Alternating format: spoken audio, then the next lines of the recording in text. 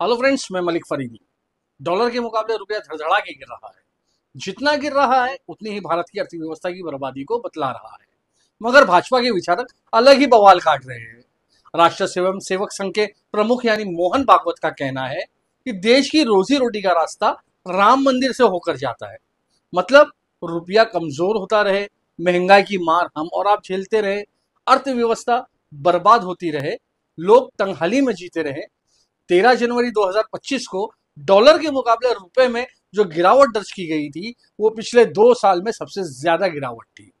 $1 के मुकाबले रुपए की कीमत हाल फिलहाल में 86 रुपए के आसपास चल रही है।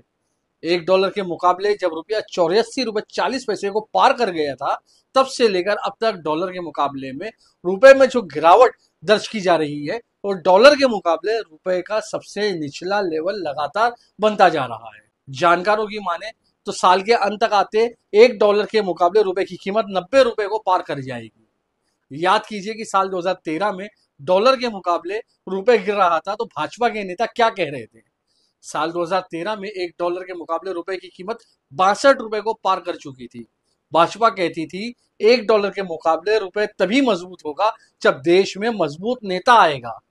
उस समय कहा जा रहा था कि ये बताना मुश्किल है कि डॉलर के मुकाबले रुपया ज्यादा गिर रहा है या कांग्रेस पार्टी रुपए के गिरने में होड़ लगी हुई है। और अब देखिए क्या हो रहा है। सबसे मजबूत नेता के दौर में डॉलर के मुकाबले रुपया गिर करके अपने सबसे निचले स्तर पर हर आने वाले दिन पार करता जा रहा है।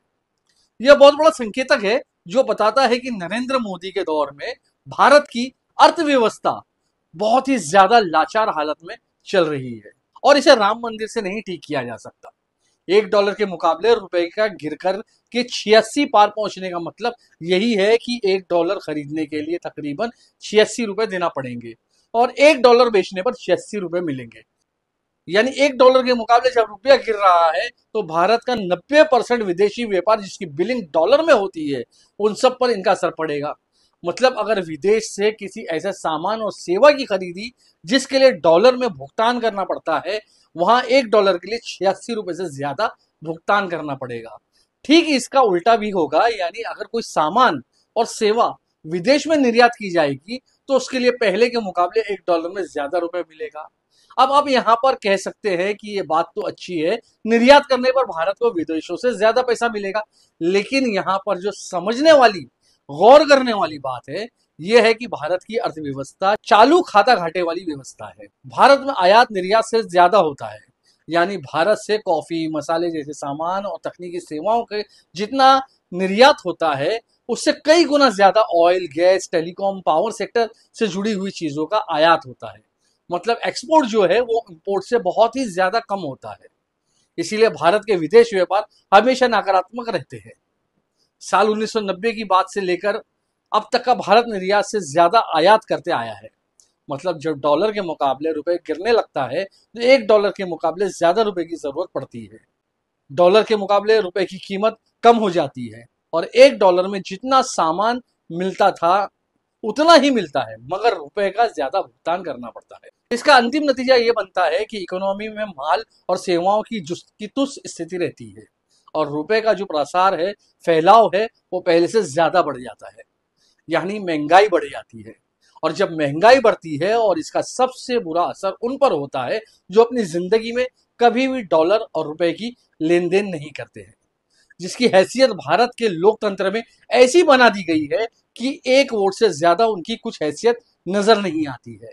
और भारत में जिनकी आबादी 90% से ज्यादा है और जिन्हें वर्गलाने के लिए मोहन भागवत जैसे लोग ये कहते हैं कि जब राम मंदिर बना उस वक्त भारत को सच्ची आजादी मिली और रोजी रोटी का रास्ता राम मंदिर से होकर के जाता है। मौजूदा समय में रुपए के कमजोर होने के कारणों को गिनते हुए अर्थशास्त्री बता रहे हैं कि मध्य एशिया में तनाव चल रहा है, इसलिए तेल की सप्लाई और पर असर पड़ रहा है, जिसका असर डॉलर पर भी देखा जा सकता है।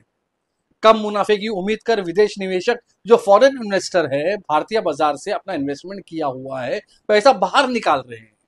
अमेरिका में ऐसी ही खबरें आ रही हैं जो बता रही है कि अमेरिका में नॉन फर्म सेक्टर में अच्छी खासी समृद्धि दिखने वाली है, इसलिए भारत से पैसा निकाल करके अमेरिका में इन्वेस्ट किया जा रहा है। चीन ने भी कुछ ऐसी ही नीतियां कुछ महीने पहले अपना ली है कि वहां से भारत में इन्वेस्टमेंट किया गया विदेश निवेशकों का पैसा है, वो अपना पैसा निकाल करके चीन में भी इन्वेस्ट कर रहे हैं। अक्टूबर 2024 से लेकर के जनवरी 2025 तक तकरीबन 1,40,000 करोड़ फॉरेन की पोर्टफोलियो इन्वेस्टमेंट की बिकवाली हो चुकी है और आगे और भी ज्यादा विदेश निवेश की बिकवाली होनी तय दिख रही है। इसीलिए डॉलर और रुपए का अंतर और ज्यादा बढ़ेगा। फॉरेन इन्वेस्टमेंट को लेकर के यहाँ पर एक और बात समझने वाली है कि भारत में ज्यादातर फॉरेन इन्वेस्टमेंट फाइनेंशियल कैपिटल के तौर पर होता है, यानी ऐसी जगहों पर पैसा इन्वेस्ट किया जाता है जहां पर पैसे से पैसा बनाने का काम चलता है, जैसे कि स्टॉक मार्केट में। और जब भी इन्वेस्टमेंट करने वालों को लगता है कि उसे भविष्य में अपने इन्वेस्टमेंट पर कम कमाई के आसार है, कम कमाई की उम्मीद है, तो अपना पैसा निकाल करके यहां से 9-2-11 हो जाते हैं। यही इस समय हो रहा है। ये भारतीय अर्थव्यवस्था की गहरी स्ट्रक्चरल कमियों की तरफ इशारा करता है। ज्यादातर फॉरेन इन्वेस्टमेंट करने वाले ऐसी जगहों पर आना चाहिए जो प्रोडक्शन के काम में लगे हो, इंफ्रास्ट्रक्चर को खड़ा करने के काम में लगे हो, ताकि रोजगार मिले, पूंज का सही इस्तेमाल हो सके। अगर ऐसा होता है तो जो फॉरेन इन्वेस्टमेंट करने वाले हैं अचानक से पैसा नहीं निकालते। डॉलर के मुकाबले रुपए में जो धड़धड़ाती हुई कमी दर्ज की जा रही है वो कमी नहीं दिखाई देगी। फॉरेन इन्वेस्टमेंट करने वालों ने ऐसी जगह इन्वेस्टमेंट किया है जहां से वो आसानी से पैसा बाहर निकाल लेते हैं। इसीलिए जैसे जैसे वो पैसा बाहर निकालते हैं डॉलर के मुकाबले रुपए धड़धड़ाता हुआ गिरता हुआ नजर आता है। अर्थशास्त्र के जानकार ये बताते हैं कि एक गरीब मुल्क में जहां लोग के पास ढंग से अपना जीवन जीने के लिए पैसा नहीं है, मानव संसाधन इतना विकसित नहीं है कि जो रिसोर्सेस है उसका ढंग से इस्तेमाल कर पाए, वहां पर जो डोमेस्टिक इकोनॉमी है बिना उसके मजबूत किए इंपोर्ट और एक्सपोर्ट की जो खुली नीति है उसकी अपनाने का मतलब ये है कि इंपोर्ट ज्यादा बढ़ेगा और एक्सपोर्ट की संभावना कम होगी। आप खुद सोच कर देखिए कि भारत में दूसरे देशों में माल ज्यादा आता है या दूसरे देशों में भारत से माल ज्यादा जाता है, आपको खुद पता चल जाएगा। अंतर्राष्ट्रीय व्यापार का जो असंतुलन है भारत का तभी ठीक होगा जब ऐसी सरकारें होगी जो भारत की घरेलू अर्थव्यवस्था को मजबूत करने में बहुत ज्यादा जोर लगाएगी। डॉलर के मुकाबले गिरते हुए रुपए की परेशानी ठीक कैसे होगी? इसके लिए पैसे के दम पर बनाए गए मजबूत नेता नहीं बल्कि लोकतांत्रिक मिजाज से भरपूर और संविधानिक दायित्वों को पूरा करने वाले नेताओं की जरूरत पड़ती है। ऐसे विचार की जरूरत पड़ती है जिसमें गहरा विश्वास हो कि सरकार का धर्म मंदिर बनवाना नहीं, मंदिर और मस्जिद का झगड़ा करवाना नहीं, लोगों को नफरत में बांटना नहीं बल्कि लोक कल्याण करना है। जिसका इसमें गहरा विश्वास हो कि लोगों को सच्ची आजादी राम मंदिर से नहीं मिलेगी बल्कि तब मिलेगी जब संविधान के मुताबिक स्वतंत्र, समानता और न्याय का निवास भारत के हर इलाके और समाज में होगा। और मौजूदा वक्त की सबसे बड़ी परेशानी यही है कि भारत में एक ऐसी सरकार काम कर रही है जिसके विचारधारा और जिसके विचार खुलेआम ये निर्लज बातें करते हैं कि रोजी रोटी पर चिंता करना जरूरी नहीं है, क्योंकि रोजी रोटी का रास्ता मंदिर से होकर जाता है। इस तरह की राजनीतिक सत्ता के बीच में भारत की अर्थव्यवस्था फलने फूलने की बजाय बर्बादी की कगार पर चल रही है। भारत की अर्थव्यवस्था में पिछले 15 साल से वो आबादी जो टॉप 15% और 50% के बीच में मौजूद है उसकी आमदनी बढ़ ही नहीं रही है।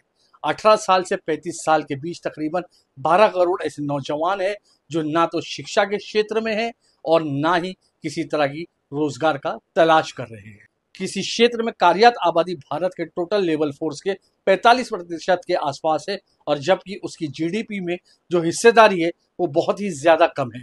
मतलब जहां पर सबसे बढ़िया आबादी कार्यरत है, लेबर काम कर रहे हैं, वहां से बहुत ही कम प्रोडक्शन हो रहा है। मैन्युफैक्चरिंग सेक्टर की जीडीपी में हिस्सेदारी पिछले 30 साल में सबसे कम स्तर पर पहुंची हुई थी। भारत के प्रति व्यक्ति की आमदनी अगर कांस्टेंट प्राइस पर देखा जाए तो 9 से 10 हजार रुपये महीने के आसपास झूल रही है। उत्तर प्रदेश और बिहार के लोगों की महीने में जो एवरेज आमदनी है वो बांग्लादेश और नेपाल के जो एवरेज आमदनी है उससे भी ज्यादा कम कमाई कर रहे हैं। साल 2023 में करीब 7 crore 90 lakh individual tax return भरे गए, जिनमें से 76% टैक्स रिटर्न जीरो टैक्स वाले थे। प्राइवेट सेक्टर का मुनाफा बढ़ रहा है मगर कैपिटल फॉर्मेशन पिछले 10 सालों में बहुत धीमी गति से बढ़ रहा है। हाई नेटवर्थ इंडिविजुअल जिनके पास बहुत ज्यादा पैसा है वो देश छोड़कर भाग जा रहे हैं।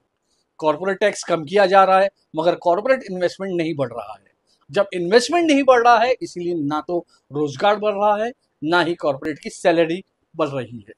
प्राइवेट कंजम्पशन कम हो रहा है और परिवारों की बचत भी कम हो रही है। स्मॉल इंडस्ट्री को आगे बढ़ाने चाहिए मगर इनकी तरफ कोई ध्यान नहीं दे रहा है। अगर कहीं रोजगार बढ़ रहा है तो वो कंस्ट्रक्शन का क्षेत्र है। वहां पर रोजगार बढ़ रहा है मगर वहां के रोजगार से बेहतर जिंदगी नहीं मिल सकती। सरकार को पूरे अर्थव्यवस्था पर ध्यान देने की जरूरत है मगर नरेंद्र मोदी की अगुवाई में चल रही सरकार ने यह फॉर्मूला निकाल लिया है कि भारत के टॉप 10 से 15% अमीरों को खुश करते रहना है, वहां से पैसा लाना है, चुनाव लड़ना है, अपने आप को सत्ता में बैठा लेना है, बाकी लोगों को मंदिर मस्जिद के झगड़े में फंसा देना है। ज्यादा से ज्यादा वोट बटोरने के लिए बैंक खाता खुलवा देना है, फ्री पैसा दे देना है, फ्री बिजली दे देना है, फ्री में गैस दे देना है, औरतों को मासिक अनुदान दे देना है। यही वो फॉर्मूला है जिसके आधार पर नरेंद्र मोदी की अगुवाई वाली सरकार का काम काज चल रहा है। ये सारे आंकड़े और बातें भारत की अर्थव्यवस्था की सबसे गहरी कमियों को उजागर करती है और ये साफ तौर पर बता रहे होते हैं कि जब तक इन सबको नहीं सुधारा जाएगा तब तक भारत की अर्थव्यवस्था मजबूत नहीं होगी। जब अर्थव्यवस्था मजबूत होगी, अपने मानव संसाधन का कुशल इस्तेमाल कर पाएगी, तभी स्वाभाविक तौर पर रुपया डॉलर के मुकाबले मजबूत होगा। और 140 करोड़ के देश में तो इतनी संभावना है कि अगर सब कुछ ठीक ठाक हुआ तो रुपया तो कमाल कर जाएगा। बाकी ये सारी बातें उन्हें तो नहीं समझ में आने वाली जिन्हें लगता है कि देश की रोजी रोटी का रास्ता राम मंदिर से होकर के जाता है।